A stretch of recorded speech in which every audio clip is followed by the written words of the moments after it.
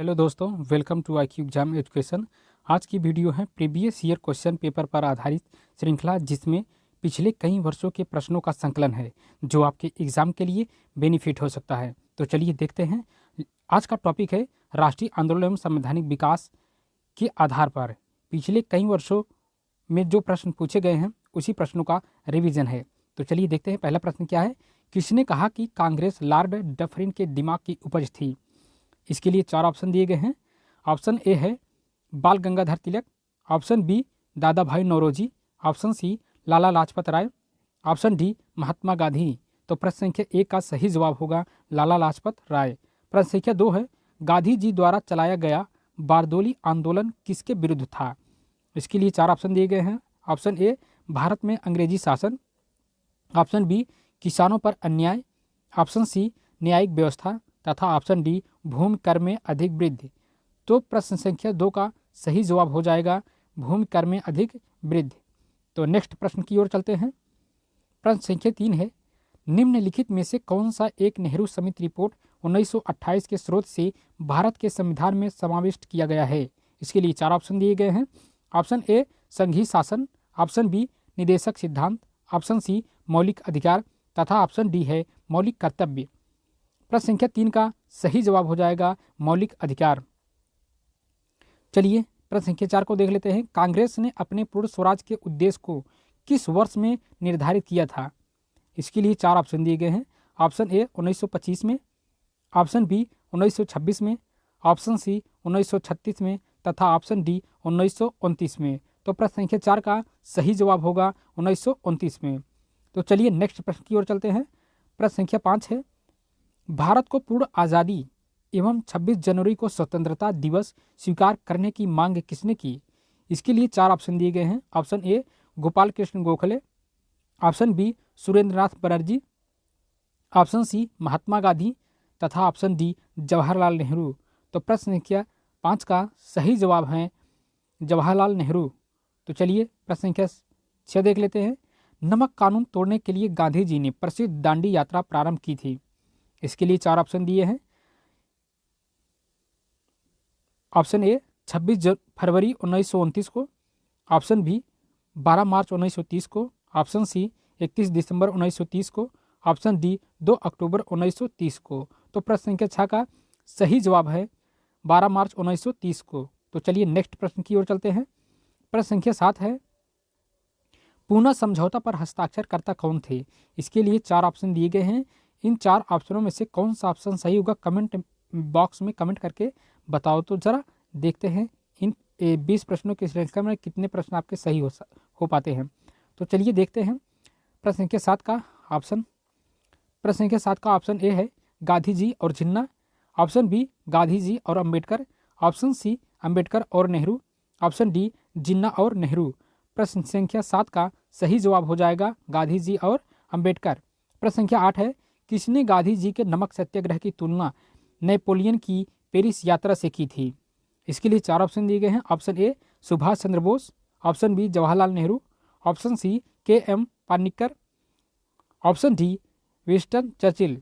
तो प्रश्न संख्या आठ का सही जवाब होगा सुभाष चंद्र बोस। तो चलिए नेक्स्ट प्रश्न की ओर चलते हैं।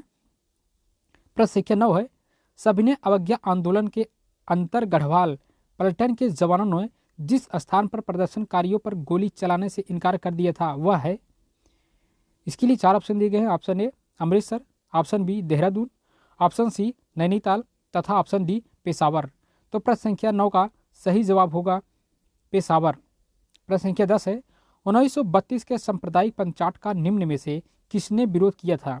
इसके लिए चार ऑप्शन दिए गए हैं। Option A MK Gandhi, option B BR Ambedkar, option C BG Tilak तथा ऑप्शन डी है MG Ranade.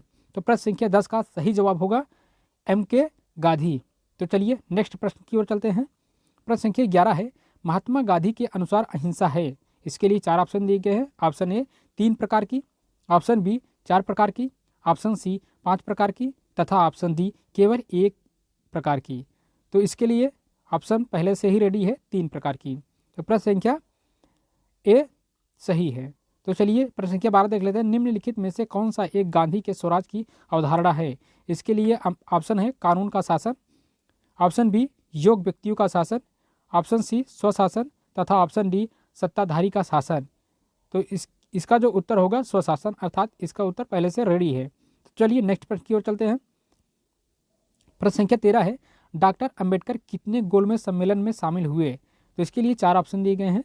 Option A 1, option B 2, option C 3 तथा ऑप्शन डी कोई नहीं। इस प्रश्न का अगर सही जवाब मालूम हो तो कमेंट करके बताओ।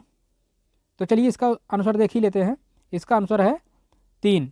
तो प्रश्न संख्या 14 है, प्रांतीय स्वायत्तता का प्रावधान निम्न में से किसके अंतर्गत किया गया? इसके लिए 4 ऑप्शन दिए गए। ऑप्शन ए 1935 का भारत सरकार अधिनियम, ऑप्शन बी भारतीय स्वतंत्रता अधिनियम, ऑप्शन सी मार्ले मिंटो सुधार तथा ऑप्शन डी उपरोक्त में से कोई नहीं। इसका सही जवाब हो जाएगा 1935 का भारत सरकार अधिनियम।